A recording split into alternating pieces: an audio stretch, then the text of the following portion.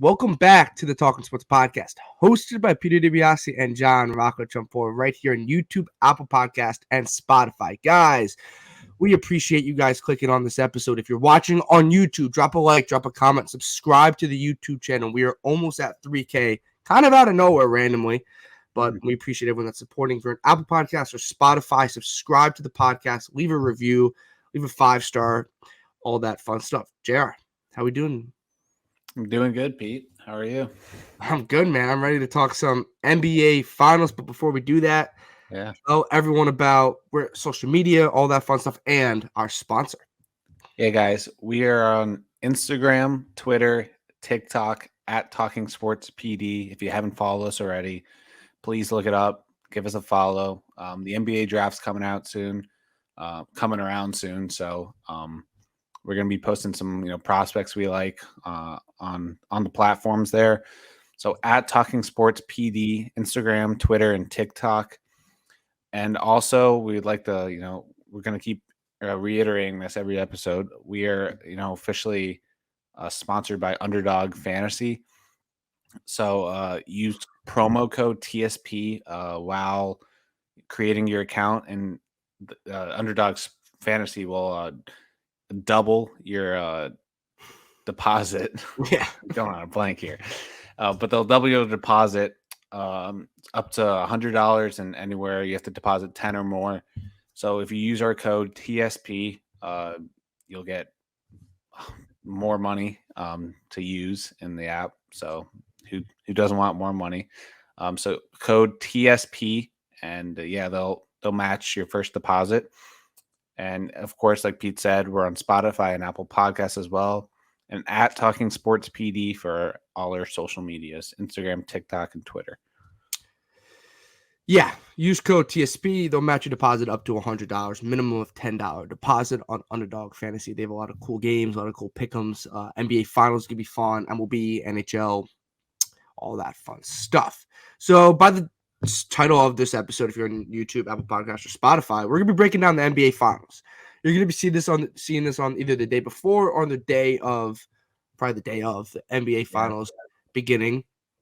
And we have the 8 seed Miami Heat, who almost blew a 3-0 lead to the Boston Celtics, but blew out Boston in Game 7. And we have the Denver Nuggets, the 1 seed in the Western Conference, who are coming off a sweep of the LA Lakers, who are completely rested. So we're going to go over through some headlines, some keys we think that are some notable headlines, basically, that are surrounding this NBA Finals. And then we're going to end it with our predictions. But if you guys want to drop your predictions in the comments, please do so. We'll respond to them as always. We're going to start with our first and probably the biggest headline for the Miami Heat is, can Nikola Jokic be stopped? Jer, what do we think?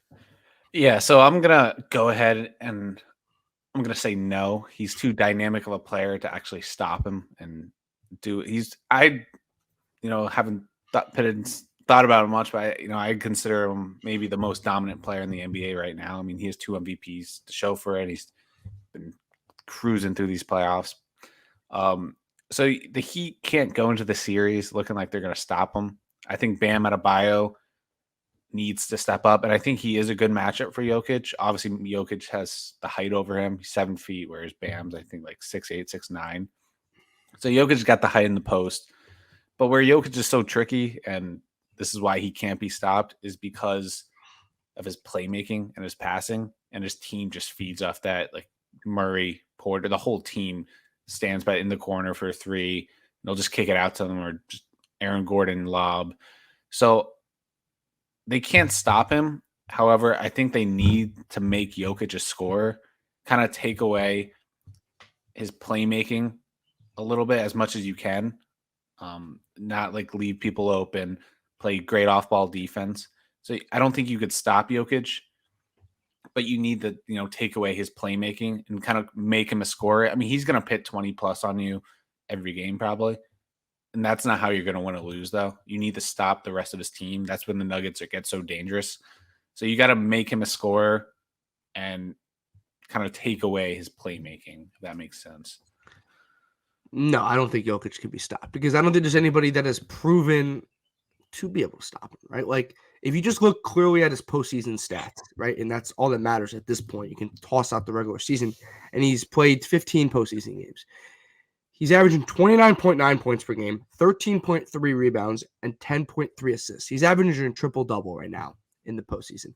And I think this is one of the things about Jokic. Like, he's one of the most unpopular superstars in the NBA. Not because people don't like him, it's just people don't want to talk about him, and people are just not talking about him. And when I mean people, I mean like the national media, ESPN, TNT, Fox Sports, all the people that are talking about it and covering the NBA. They're talking about him, but they're always bringing up other players with him. They're always bringing up the Lakers or the Celtics or other teams, and they're not just talking about Jokic. And it's really hard to stop him, right? Like, Anthony Davis is probably one of the best defensive big men in the NBA, right? Yeah. He got absolutely bullied by Nikola Jokic. Yeah, but Anthony Davis was playing like off ball. True. I think the Lakers had a good scheme there where let's keep Anthony Davis off, but let's have him cheat because he was playing guarding Aaron Gordon, who can't shoot. That's fair. So he would try to, but he couldn't really stop him. And I like Bam Adebayo, and I think he's had a very up and down conference finals, mainly on his offensive side of the ball. And we'll get to that maybe eventually. But he's a good defender. Like, he's a very good defender. But I agree with you, Jared. You're not going to be able to stop him, right? Mm-hmm. You're going to have to obviously limit the other people around him. Like, exactly like you said, like Jamal Murray is averaging 27 a game right now in the postseason. Yeah. That just can't happen because you're going to get run out of the building if Jamal Murray's dropping 27 with Jokic dropping 30, right? Like, that's just not going to happen. Not going to success for the Heat if you're going to win, right? So I'm not saying you have to let Jokic drop 45 or 50 on you. That's not what I'm saying, because then you're definitely going to lose. But you have to limit his ability to not completely take over the game, but you're not going to be able. Like, it's such a hard matchup for the Heat. Mm-hmm. And I think Adebayo, I don't know if he's up for the task, but he's a very good post defender. I also don't think the Heat have a true defensive center, right? No, they don't. They don't really have a true center. It's Adebayo. Yeah, they list him as a center. After that, the other big men's, they like ESPN lists Duncan Robinson as a forward.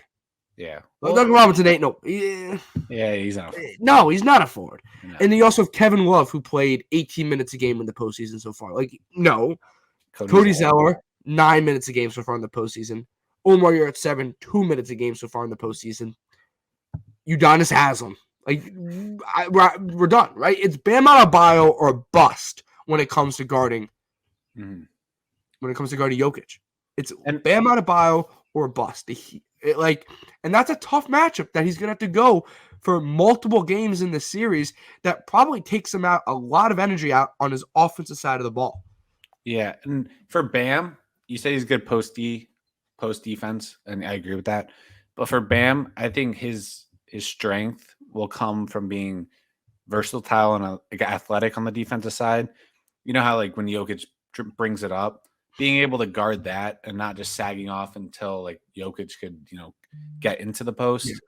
I think he's got to really play hard, like on the perimeter on Jokic, try to force steals, try to force him to just get the ball out of his hands, rather than just if Jokic is going to start backing Bam down, Bam's a good defender, but AD had trouble with that. Like, you can't stop Jokic when he's back to the basket. And then when you send a double, he'll just, get to the open man.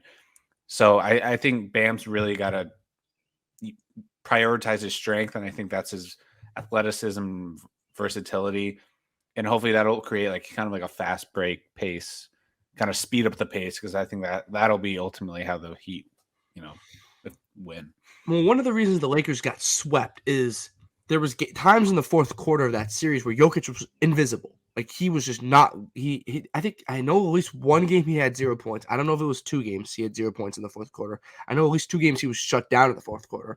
And the Nuggets won those games because of other people, right? Mm-hmm. If Jokic is going to have those type of quarters down the stretch, and not going to happen all the time, you got to capitalize, right? Yeah. You can't walk away from game 2 after beating. Let's say they lose game 1. I'm just on game 2 out here. Game 2, right? Yeah, Jokic has 2 points. Let's say Jokic has 2 points in the fourth quarter, and the Nuggets win. Like, yeah, you're done. You're done. You're done because other guys beat you. And if other guys are going to beat you like that, it's going to be a long series. And I mean a long series, I mean a very quick series. It's going to be 4 games, maybe 5 games. So the Heat are going to have to limit Jokic, but also take advantage of those quarters where he just doesn't show up. Well, I think that's kind of the Lakers kind of figured out how to stop Jokic at a certain point, but they put all their effort into stopping Jokic, where then it just opened up the whole team just play basketball. And the Nuggets have players. Oh, yeah. The Nuggets got players. We're talking about Jamal Murray, Porter, Aaron Gordon, Bruce Brown. Like, those are some solid players that very well complement each other, and they all have a certain role. Complement's a very good way to put it. I think Jokic is a superstar. I don't know if I'm not going to put Jamal Murray as a superstar. I think Jamal Murray is an all-star level caliber player, but there's only one superstar on this team, right?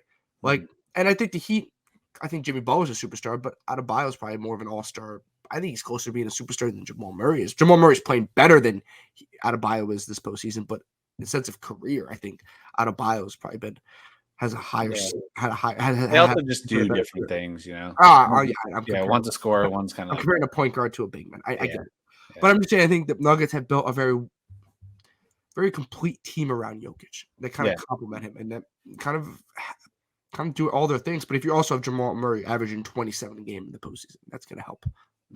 So the short answer is no. The long answer is yes throughout quarters, but you're going to have to capitalize on those quarters. And if you don't, you're going to lose. Mm-hmm. So we're going to flip to the Heat. And this is a topic that when I think we're not planning this episode, but like when if we envision this episode a month out, we weren't going to be talking about this guy. Yeah. And that is going to be Caleb Martin. Caleb Martin averaged 14 a game in the postseason. He started 3, played 18, playing 30 minutes. And how many points did he have in that? I think he had 20 in the game 7. Yeah, he was going off. Like 26, 27. We should have had this. But when you do this, can Caleb Martin stay hot chair? Yeah, I mean, I think he can. He kind of just picked up that Tyler Hero role for the team, where it's like that shooting long, like shooting guard, kind of tall shooting guard. And he's someone who could, get to the basket and he could create scoring on his own, takes pressure off Jimmy Butler, because Jimmy Butler can't continuously do everything for that offense. And Bam has been struggling.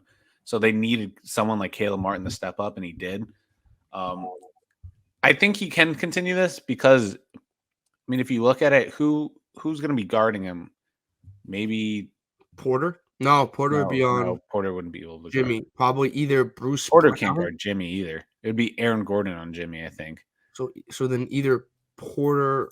I guess Porter might be guarding or Pope. Porter or Caldwell Pope or someone. Because you would assume Martin would.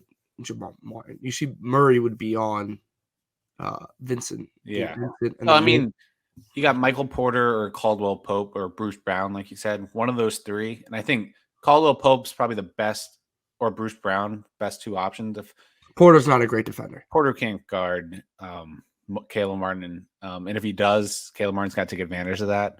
I know he's a bigger player, but I mean, he's not as athletic as Caleb Martin. And the way he's been playing, he could shoot, he could drive, he could kind of do everything. Yeah.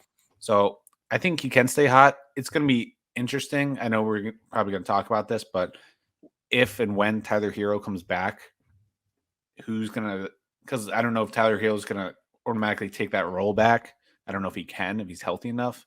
But because when Tyler Hero went down, I think Caleb Martin, that was like the same role that Caleb Martin took. And I don't even necessarily think – I know I'm talking about another topic now, but I don't necessarily think that they need Tyler Hero back because of Caleb Martin's job that he's been doing. Mm-hmm. Because Tyler Hero comes back, it's not like – I feel like it's just going to switch and Caleb Martin's not going to be the same thing, if you know what I mean. Yeah. So I think Caleb Martin can stay hot. They're going to need him to stay hot if they have any chance. I think he can. I think he kind of has to, like you just ended. Yeah. I think outside of Jimmy Butler, they haven't had a consistent enough score in this postseason. They're surrounded by shooters. Like Bam's averaging 17 a game, but like you see him just go invisible. Like game 7 was a very up and down game for Bam, and he wasn't like I think I guess Robert Williams is a very good defender. I think the Celtics but not Al Horford. No. So I think Adebayo is better than Robert Williams. Yeah. He's better than Al Horford. So like I think Adebayo's been too inconsistent, and if he's going up against Jokic or if Aaron Gordon's on him, it's gonna be a tough night for him. They kind of need Caleb Martin, right? And they need Gabe Vincent, and they need Max Strus and Duncan Rock. Like they need all those role players. But he had 26 in Game 7. I just looked it up. He had 26 in Game 7. He's been hot. Like he's been hot. And the fact that he was on the Hornets, and the fact that they cut him, and now he's I think he was undrafted. Yeah, and the fact that he was on the Hornets and they cut him, and the Hornets stink, and now could have been NBA Eastern Conference Finals MVP. You could have made the argument that he could have been, and I get giving it to Jimmy. I'm not going to knock Jimmy on that because Jimmy carries a huge load and a huge burden. They need more scoring, and they need more consistency. Not necessarily scoring. I feel like they need more playmaking. Yes, I agree. Look, I think when Gabe Vincent plays, they're a different team, which is wilder that the Miami Heat are an NBA Finals team relying on Gabe Vincent and relying on Caleb Martin to become clutch players, because Kyle Lowry is just a shell of himself. He still has that veteran presence, comes off the bench, still plays averaging 25 minutes a game in the postseason. But I mean, he's a good player, like off the bench. Yeah. But gritty. But they don't want him to start. Going to be hard nose. Yeah. But they need Caleb Martin, I think, to be an efficient player, to be a competent player. And I'm not saying he's not gonna be, but I'm just saying like the Heat are relying on a lot of role players and a lot of undrafted, and it's got undrafted players, and it has gotten them to this point. And credit to those players, but this is a bigger stage, and I know Game 7's a massive stage. So credit to Caleb Martin for dropping 26, but he's gonna have to do this consistently, night in and night out for the Miami Heat. So can he? Yeah, I'm not gonna say he's not gonna, but it's not the easiest task to be Caleb Martin and just continue to be that efficient type of player. But I think the question's a better answer to that question, or a better question. I'm not knocking the question. I'm just saying, can Caleb Martin stay hot? I think so. I think the better answer, like you said, he needs to stay hot. Yeah, I agree. Caleb Martin is going to get that bag. He's going to get paid. I don't know when his contract's up, but he's going to get paid by a team. I don't know if it's going to be the Heat, but he's like one of the. He's like a Dante. It's like a Dante DiVincenzo moment, you know. Doing really well, and then just go draft. But he's getting paid right now $6.8 million. He has another year on his deal with a player option. Oh, okay. He's 28. What? He's 28. He's 28 years old. I remember when he was in college. Yeah, he definitely was an old college player. He's been in the NBA for 4 years. Remember his twin brother? Cody? Yeah, he was on the Heat last year. Got $6.4 million. This year he's getting $6.8 million base salary. Next year he's at 7.1, but after this year he can opt out with his player option, which you would assume his value is not going to get much higher than it is at this point. Right now. So he could opt out after this. Yes, and make it he could opt in and for one more year and get a 7.1 million base salary, which is up from 6.4, obviously. Or he can opt out and cash in. He's going to cash in probably to close to 15 million per year. Yeah, it's crazy. 12 to 15 million per year. So yeah, Caleb Martin stay hot, yes, and he's going to have to stay hot. Mm-hmm. I agree. This isn't a question, the next headline, but this is more of a statement and something that I think has been overlooked since LeBron James left Miami and since LeBron James reportedly wanted Spoelstra gone. Eric Spoelstra once again proves he's a great coach. Yeah, I mean, at least for me, viewing it, I always viewed him as like the coach of the big three. Like he didn't have to do much, and we never know what goes on in the locker room. I don't even know how much an NBA coach really does more than kind of just team management. Obviously there's plays and stuff, but I mean, I got to give our props to Eric Spoelstra, especially they went to the finals in the bubble. They were Game 7 in the Eastern Conference Finals last year to the Celtics and lost. Like they've continuously, for some reasons, it's been like counted out every year. It's like, or just not taken seriously, kind of like the Nuggets, both of these teams. And they just, I guess, overperform and have a great fundamentally basketball teams. But no, like Jimmy Butler's a superstar. I agree. You look at that rest of the roster, though. I mean, like this team really shouldn't be here if we're looking back at previous NBAs who's really there, the star Yeah. players. So, I mean, props to him because he's shown that, he's actually like a great coach. So he's definitely someone probably going to go to the Hall of Fame, I feel like. Oh, my God. Yeah. He's won multiple – how many championships has he won? 3? 2. Was he wasn't D-Wade coach? Yeah, I was just kind of guessing. You want to Google it when I Yeah, sure. I think Eric Spoelstra is the best coach in the National Basketball Association. Oh, wow. I think he's better than Steve Kerr. I think he's better than Pop? Pop. Yeah. You can't. I don't think you could say that. Okay, so I think Pop has a better career, obviously, than Spoelstra. But I think I would take Spoelstra at this point of his career than Pop, if that makes sense. I think Pop's a better coach all time. Like, if we're ranking them like all time, Pop's better. But at this point, I don't know. Pop hasn't been. It's not his fault. The team stinks. Mm-hmm. But he hasn't shown anything in 5-6 years almost. Yeah, since Kawhi left. Which I'm not saying was. I see your point. Yeah, you know what I mean. I think like his team's so bad. Like I'm not going to view him in that category all time. If we'll see this year. Oh yeah, I think they're. Oh, you're gonna get Wemby, but I think Spoelstra's the top 3 coach in the NBA. I still think he's the best coach in the National Basketball Association. Did he win 3 or 2 chips? Pat Riley was the other one. I should have done that. Okay, so he went to 4 with Miami, and he won obviously 2. But he's done. I know he won 2 with that Miami Heat team.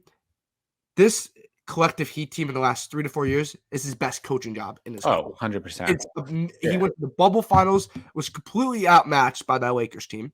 Completely outmatched. Say whatever you want about the bubble, but he went to the finals. Hey, if you look at it, the bubble wasn't a Mickey Mouse. Because look, the 4 teams that were in there. I guess that's true. Were the same teams that were in here. That's true. I forgot Denver was there. Yeah. And you had last year's. They were Jimmy Butler shot away from another potential appearance in that. Was that game 6? It was game 6. He was going to force a game 7, I believe. Jimmy Butler shot. Same thing. Yeah. So you have that last year against a better Celtics team. And then they beat the Celtics this year. That Celtics team was better. Oh, yeah. And it wasn't even his best coaching job in this postseason. Beating Milwaukee in 5 games was his best coaching job. That was a better coaching job, in my opinion. Plus, like this series, they went up 3-0 and they almost lost it, Yeah. Not saying that's they still won, but were they dogs against the Knicks? I don't know, like odds wise. I'm assuming they were, but not because they were coming off the Bucks, but they were the lower seed. They were the 8 seed going up against the Knicks, the 5 or the 4. I think Knicks were the 5. Okay. You're right. The Knicks were the 5 because game 1 was in Cleveland. So, yeah, Knicks were the 5. So, they beat the 1 seed in Milwaukee, beat the 5 seed Knicks, and beat the 2 seed Boston, all not having home court advantage. And all while after they were trailing your Bulls in the fourth quarter of a play-in. With about 3 minutes left down, I think 3 points. Like, they were this close, and you know what? Maybe the Bulls would have been – no, the Bulls would not have been here. They would have got run over by Milwaukee. You never know. I guess Milwaukee was a little more vulnerable than we all thought. But you beat Giannis, who's one of the best players in the NBA, won a championship 2 years ago. Then you beat the Knicks, who just came off a win against the Cavs, who are a good team, were the higher seed, who had home court advantage. And then you beat Boston, who everyone thought was going to win. You almost lost to Boston. That would be very bad. It was almost a different narrative. Yeah. He's one of the best coaches in the NBA. And I saw this thing. Mike Malone, this is his 8th season with the Nuggets, right? Spoelstra's 15th season with the Heat. You got to give these coaches maybe a little bit more time to develop a culture, to develop a team. And I'm talking about Toronto Raptors, Nick Nurse. The Milwaukee Bucks, Mike Budenholzer, right? We are firing. And also like Utah Jazz with Quinn Snyder. Yes, we are firing coaches that have proven to win championships. Yeah. Budenholzer won a championship. Nick Nurse won a championship. And the Suns fire Monty Williams, who was the coach of the year 2 years ago and was in the NBA Finals 2 years ago. Yeah. And Nick Nurse goes right back to Philly, and he has another job. I'm assuming Budenholzer and Monty Williams should get another job. I feel like Budenholzer he'll definitely get another job. I think he might I don't know. He might take a year off. Did Monty Williams get hired yet? No. Monty Williams didn't get hired yet. But my point is you're firing coaches that are proven winners, that are proven track records after not a lot of years. And the 2 teams in the NBA Finals, like Mike Malone. Like, I don't remember what Mike Malone did in the beginning of the NBA in his career. And we talked about the last couple of years. The Nuggets can't get over the hump. Like they Yeah, have the like team. technically, I guess he was on the hot seat. Yeah, they didn't fire their coach, and it's paid off because I'm not saying I'm going to pick the Nuggets, but I'm probably going to pick the Nuggets when it comes to the end of this episode. Yeah. They're the favorite to win that. They're massive favorites in this NBA Finals, and they sat and let their head coach develop and didn't listen to the media. I get the Sixers firing Doc Rivers, right? I think Doc Rivers had a lot of opportunities to win in the postseason. But you tell me it's Nick Nurse's fault that the Raptors were like end this year? Like, that roster's not good. The roster. That roster is not good. No. They have Pascal Siakam and they have Van Fleet. Scotty. Like, and I know they won the championship with Kawhi, but that was a 1 year. He had 1 year, and he kind of probably knew he had 1 year with Kawhi, and they won the championship. So, like, this is more of like a national like message to the NBA: stop firing coaches that probably don't deserve to be fired. I feel like it's turning into like Premier League. It is turning into soccer. Yeah. It's too quick, and I get it. Like, I get Budenholzer a little more than I get Monty Williams and I get Nick Nurse. I get Budenholzer because I guess he's a little outdated, a little old, and they didn't like what was happening there. But really, you go sign Adrian Griffin. Yeah. Adrian, no offense to Adrian Griffin, but we're talking about an assistant coach that has never been an NBA head coach. That is right away expected to win an NBA championship. Right away. The Bucks' expectations are to win another championship next year. If they don't meet those, it's a failure of a season. But I would have probably brought, if I was the Bucks, it would have been such a no-brainer to bring in Monty Williams. I don't know. That would have been such a good fit, in my opinion. I love Monty Williams. Yeah. I just think you saw the Heat have stuck with Spoelstra. He's won 2 championships. He's been to another finals. He's in another finals this year. Like, Pat Riley knows what the heck he's doing. Or like Pat Riley just knew this guy is a really good coach, even though how much better are we going to get? Like, if we fire him, unless we go get, I guess, let's say I'm not saying these guys are better, but let's say he thinks Pop's better, Monty Williams is, Pop's better, Steve Kerr's better, right? Let's say there's only 2 guys he thinks that are better. I'm not saying that's what he does, or that's my opinion. He's like, we're not going to be able to get them. So why are we firing Spoelstra if we're not going to get those 2 guys? You know what I just realized? I feel like the Heat, after like the LeBron era, they never really had to endure like a rebuilding period. Yeah, right? Like, they had to wait after that. Did they miss the playoffs ever? They had to have missed the playoffs once. No, I'm not saying they didn't miss the playoffs, but they never, like, yes, they were probably bad for a little years after, but they never had to like endure, like they were never in like the top, I feel like 5 pick debate, you know. They picked Justice Winslow that 1 year. Yeah, I guess, but they didn't make the playoffs. So they won the finals.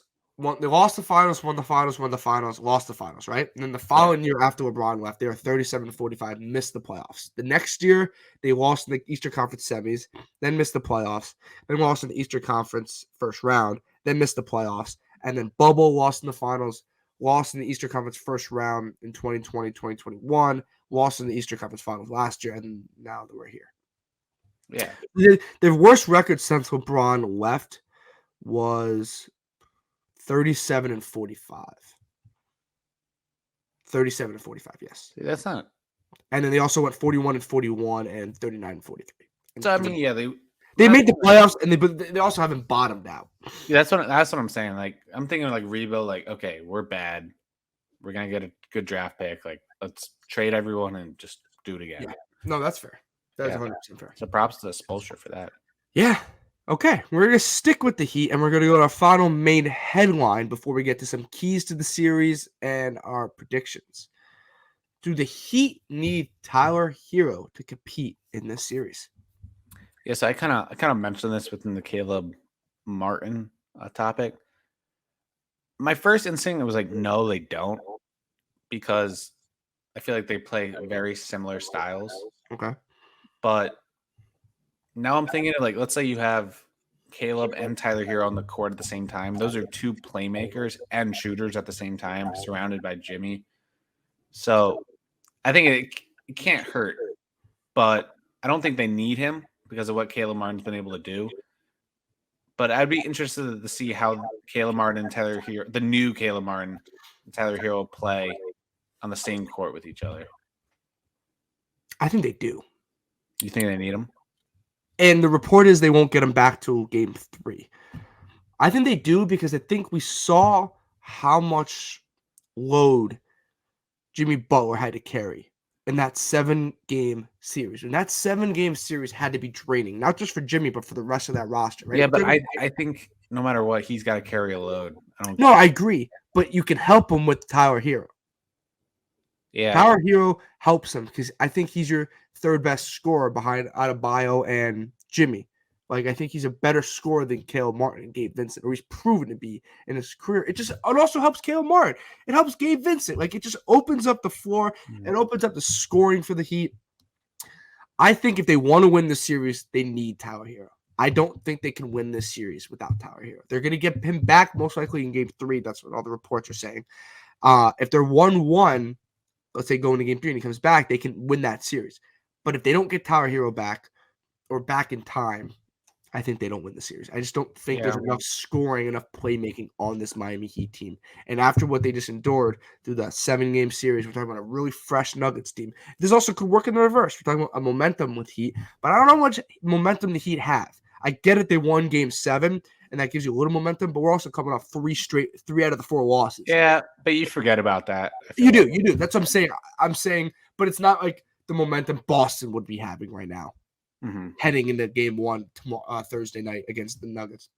So we're facing more of a Nuggets that's more of a fresh team. Sometimes that doesn't always work out. Sometimes it's better the team that played more games than the team that rested for about a week. So I think if they want to win this series, I think they need Tyler Hero. I really do. See, I feel like I would have said that before the Celtics series too, and they would have proved me wrong. So I don't think they need Tyler Hero. I think it'll help a lot. I just feel like because Tyler Hero was gone, Caleb Martin stepped up and he did really well. And I feel like with Tyler Hero comes back, it's not that Caleb Martin will struggle. It just he's got to fit a new role now. And I don't know if he'll just go back to being his old self. Yeah. I feel like you can't after what you just proven, but I feel like it opened up more opportunity in the team and someone took advantage of it. Whereas if Tyler Hero never got hurt, I feel like Caleb Martin wouldn't have done this, and it would have just been kind of like the same team they have right now. So I'm a little iffy that if they need him or not. I don't think they need him like you.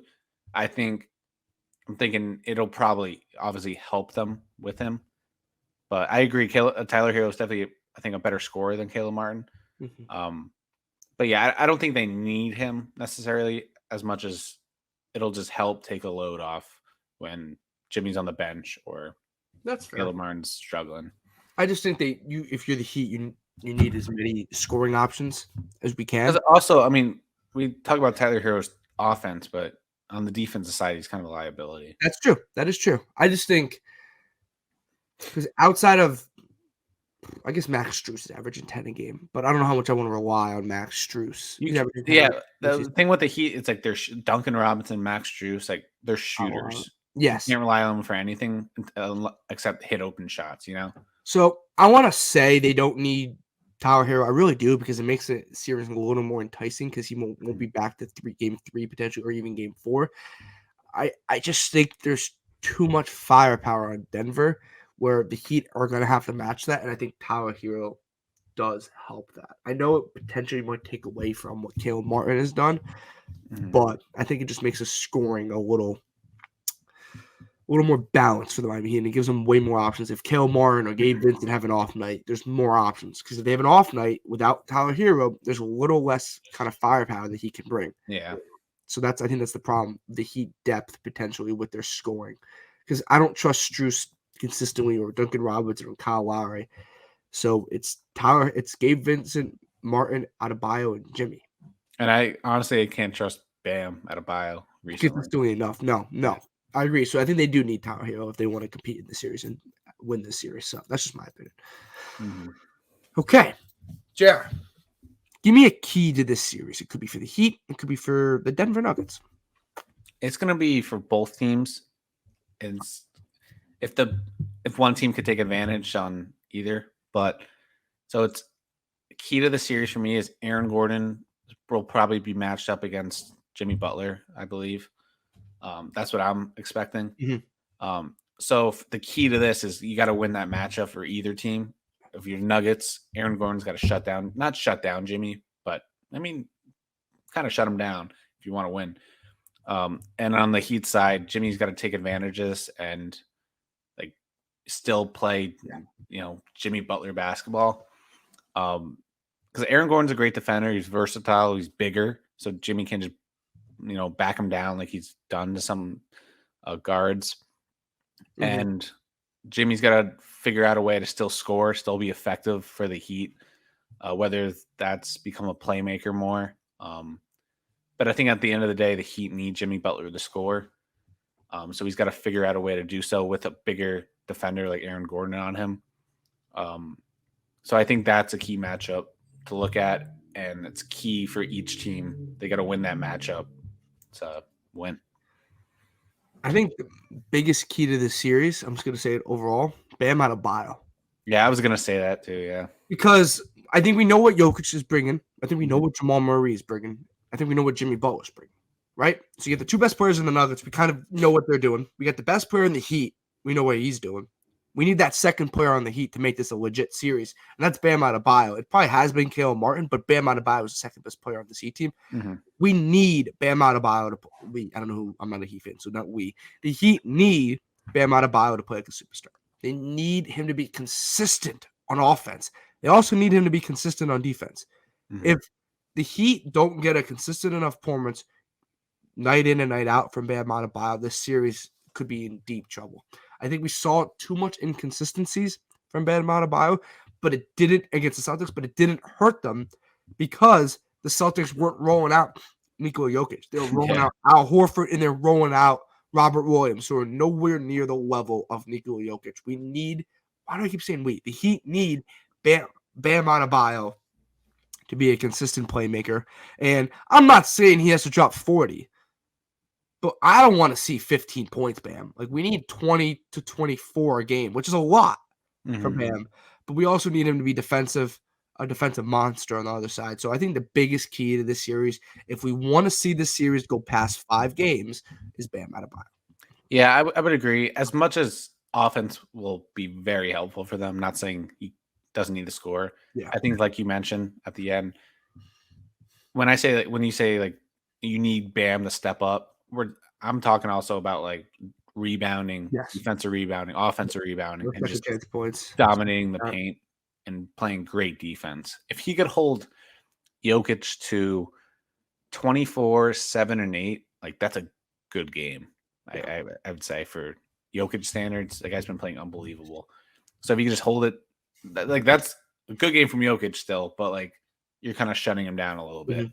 Yeah. And I'm going to mention, I think a big key for the Heat in this series is when you have the opportunity and you're going on a run, you got to kind of pin them away, because so much we saw in the Lakers series where Lakers went on a run, but you can't really stop it. But Jokic hits a fadeaway 3 before half. Like those sort of things are momentum turners. And I think the Lakers were up by like 15 or 1 point, and then the fourth quarter hit and they just took over. The Nuggets are one of the best fourth quarter teams I've watched in this playoffs. It's ridiculous how they just stay in the game, and then Jamal Murray starts going off in the fourth, or Jokic starts going off, or Porter starts hitting his shots. It's when the fourth quarter turns on, like these guys just start hitting shots like crazy. Like even Jeff Green starts hitting shots. So that team in general is a fourth quarter team. So when the Heat have an opportunity, when they see the lead, they got to keep pushing and blow up that lead, because the fourth quarter is when the Nuggets just attack and they just tear you apart and just beat you. Lakers thought three of those games, I thought, oh, they could have won that in the fourth. They just blew it, So that perfectly segues into our final segment and headline of the 2023 NBA Finals preview show. And that's what everyone's been waiting for. If you drop it in the comment, who is your finals prediction, JR? Give me your finals MVP. I know we didn't plan for this, but you could probably find a Finals MVP. And how many games is this said team winning in? Yeah. So, when the Heat beat the Celtics, I was thinking, okay, Nuggets, probably maybe a sweep here. But then I really thought about it, and similarity between these two teams, we all counted them out too early. So I'm going to not do that with the Heat. Because after watching that Game 7, and just the camaraderie around Jimmy Butler, you can't not cheer for that too. I like the culture in the Heat locker room. So I'm going to still go with the Nuggets here. But I think the Heat could possibly take 2 games here, 4-2 series. And then Jokic, I think, wins Finals MVP. So Nuggets in 6 with Jokic as the Finals MVP. Yeah. I think the Heat may win one early or something. And then I really want to pick Miami. Yeah. I'm rooting for Miami. I love Jimmy Butler. Yeah. And then they're a very cool story. How cool would it be Jimmy Butler getting a ring? I would love it. I just don't think they have the firepower. And I think Denver's on an absolute tirade right now of just winning games and just crushing people, right? They just smoked LA in 4. Yeah. That wasn't even a series. We're talking about LeBron James and Anthony Davis. Yeah.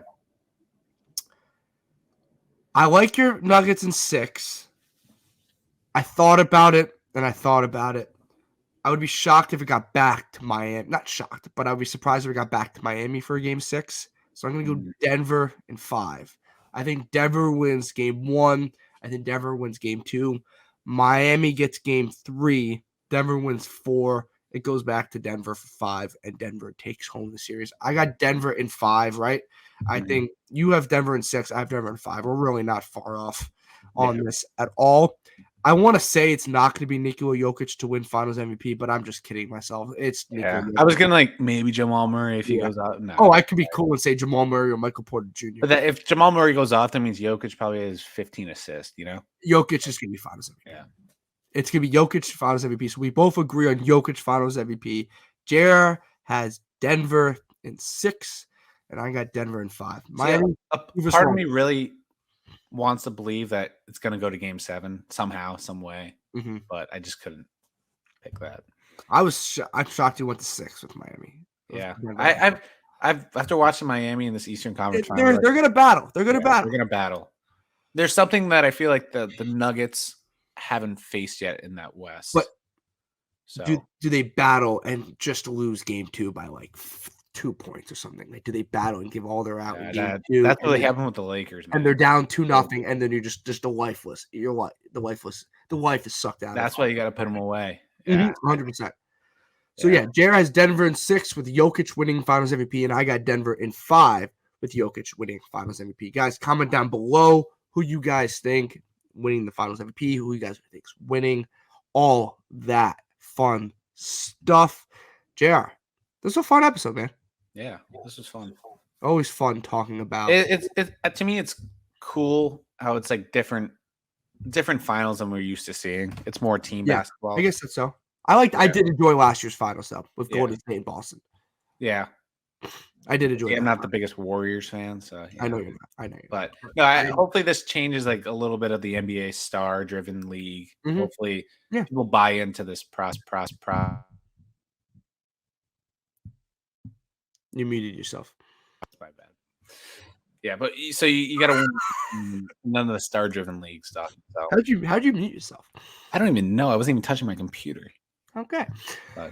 So, JR, before you mute yourself again, tell everyone where they can find our social medias and our sponsor.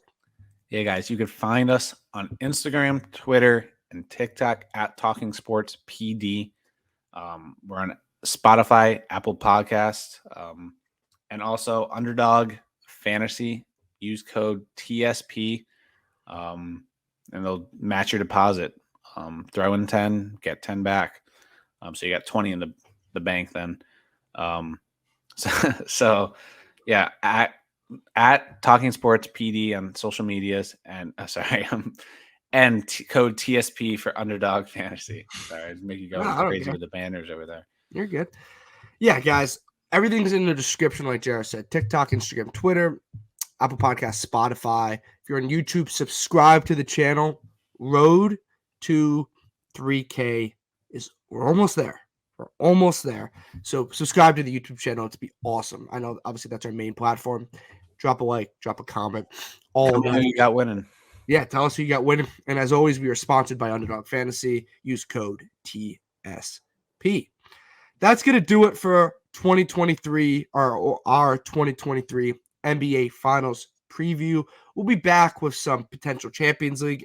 We'll be back with some NBA draft as we work through the summer, and then we'll go to the NFL and all that fun stuff. Until next time, this was the Talking Sports Podcast, hosted by Peter DiBiasi and John Rocco Trumpbour. Enjoy the NBA Finals, and hopefully you guys enjoyed the episode. Thank you.